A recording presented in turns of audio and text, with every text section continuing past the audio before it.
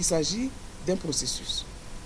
À l'issue donc de cette première édition, la note pourrait, pour ma part en tout cas, être de 4 sur 10. 4 sur 10, ce n'est pas la moyenne. Ce qui veut dire que nous avons encore beaucoup d'efforts à faire.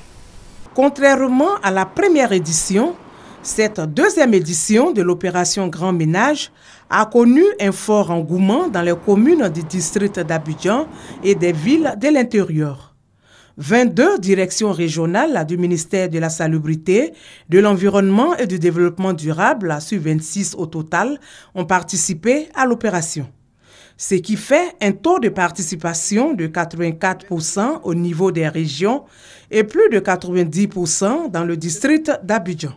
Après avoir reçu les comptes rendus des différents directeurs régionaux, je pense que cette opération est vraiment en train donc de faire un très bon processus, de connaître un bon parcours avec cet engouement visible dans les communes, mais également dans les chefs-lieux de région de Côte d'Ivoire, dans les départements et dans certains villages également à l'intérieur du pays. Les Ivoiriens ont pris à bras le corps cette question et les Ivoiriens ont compris l'intérêt de vivre dans un cadre de vie propre.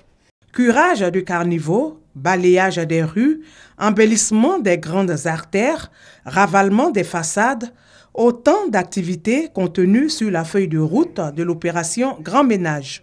À ceux qui traînent encore les pieds, il faut leur dire que le bonheur, en général, il est tout près de nous.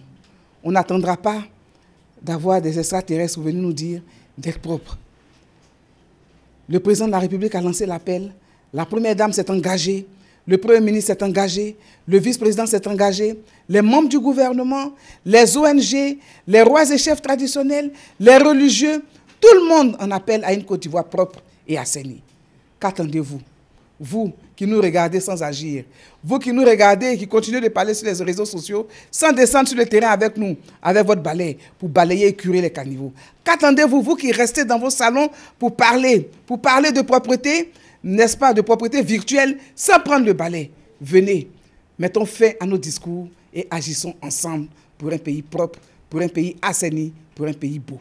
La ministre Anne-Désirée Ouloto encourage les populations qui se sont déjà appropriées l'opération Grand Ménage à demeurer dans cette dynamique en vue d'assainir le cadre de vie des Ivoiriens.